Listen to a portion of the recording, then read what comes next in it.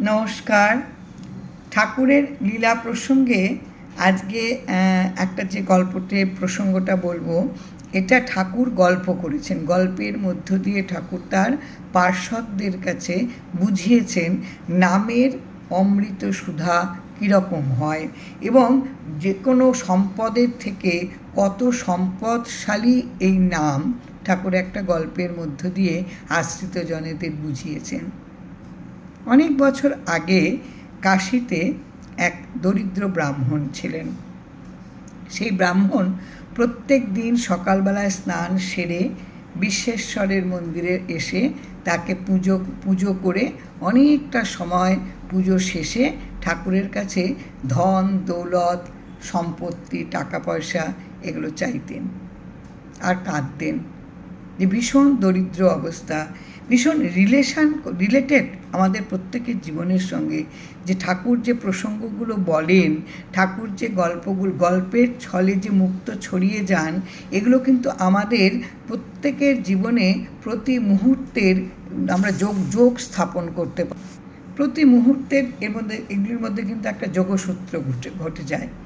এই যে ঠাকুরের সামনে বসে অজর ধারায় কান্না, যে আমার সম্পদ কম, প্রাচুর্যতা কম, আমি বড় গরিব, দিন আনতে আমার খাবার জোটে না, কাজে তুমি একটু আমাকে উদ্ধার করো।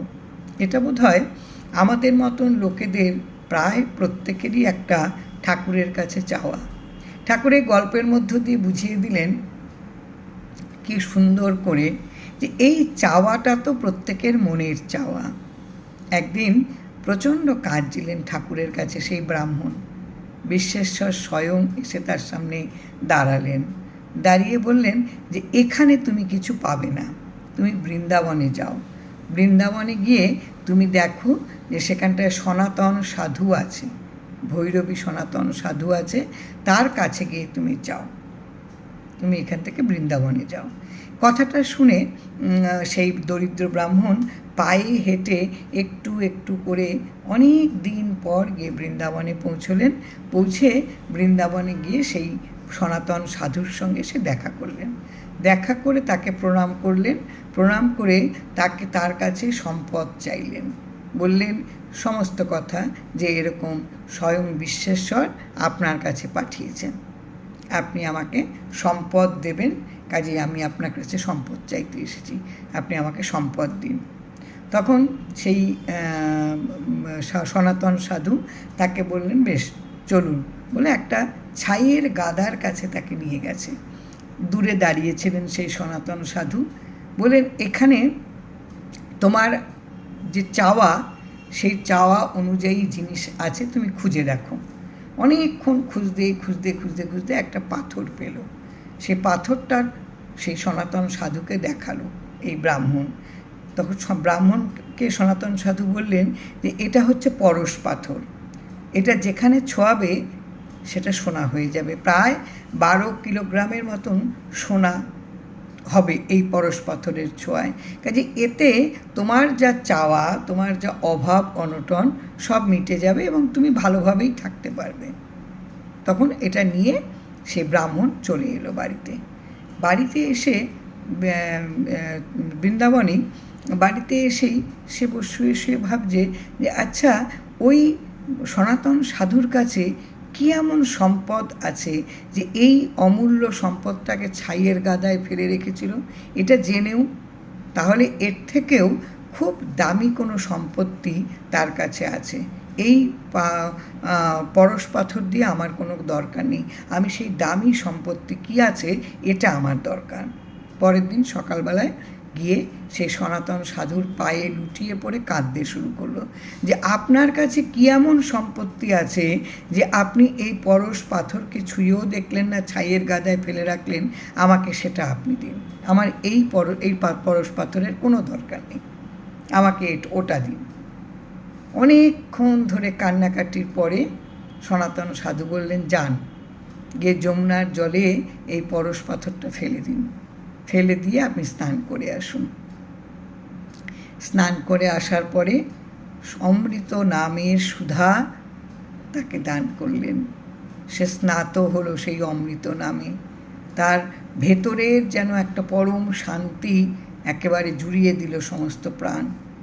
আর এই যে যমুনার জলে পরশ পাথরটা ফেলা হয়েছে, এটা লোকমুখে শোনা যায় যে মুঘল সম্রাট আকবর সেটা জানতে পেরেছিলেন। জানতে পেরে হাতির গলায় লোহার শেকল বেঁধে সে জলে নামিয়ে দিয়েছিলেন। ফলে কি হয়েছিল, শেকলটা সোনা হয়ে গিয়েছিল। এটা দেখে সেই মুঘল সম্রাট আকবর সনাতন সাধুর কাছে ছুটে আসেন। এসে ভীষণ খুশি হয়েছিলেন যে এই পরশ পাথরের ছোঁয়ায় তার শেকলটা সোনার হয়ে গেছে, সেই জন্য সে কিছু দিতে চায়। তো সনাতন সাধু বললেন যে তার কিচ্ছু চাই না, তার কি চাই, কিচ্ছু চাই না।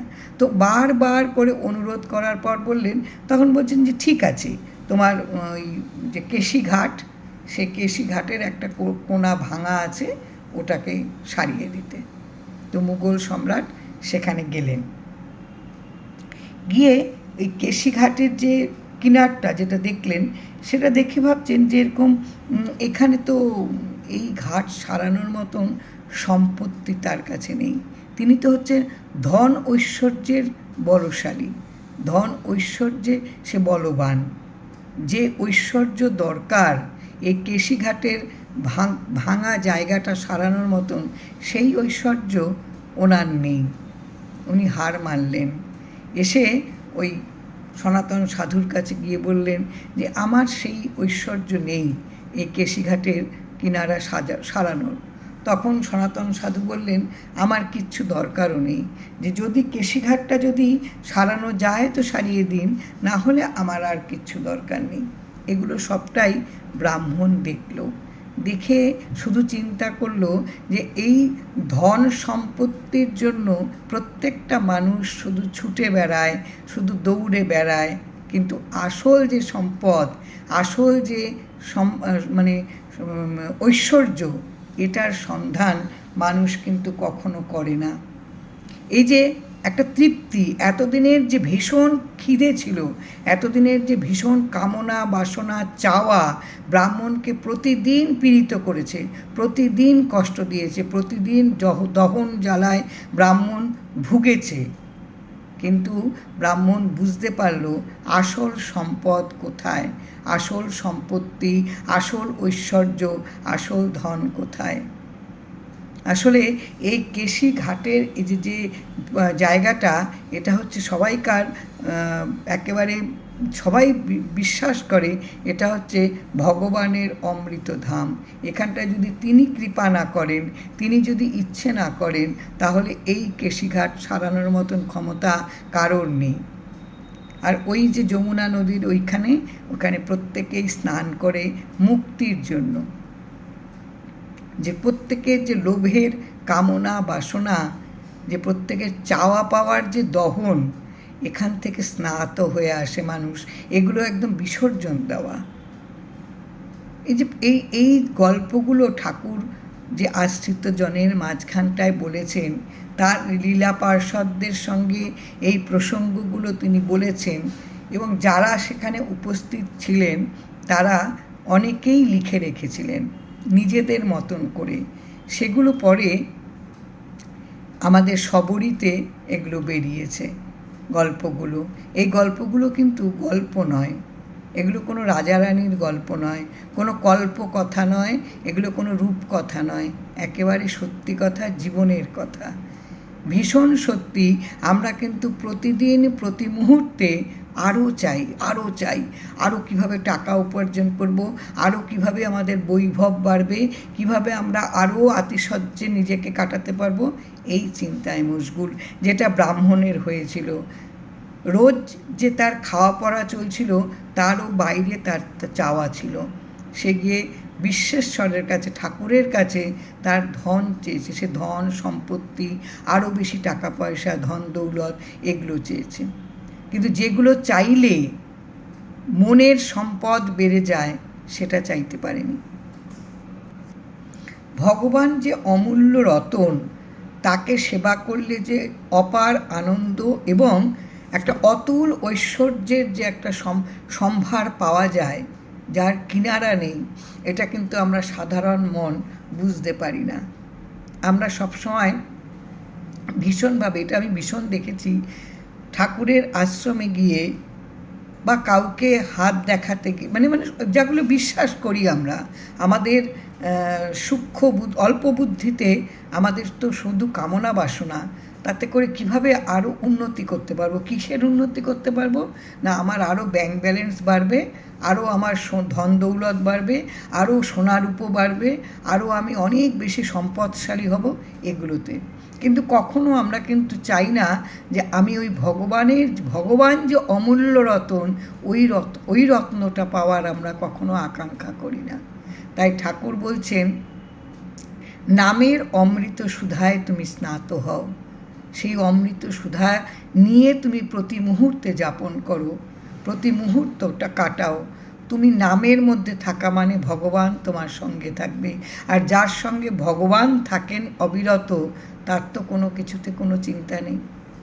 যে কোনো একেবারে কঠিন কাজ তার সমাধান করতে তো এতটুকু সময় লাগে না।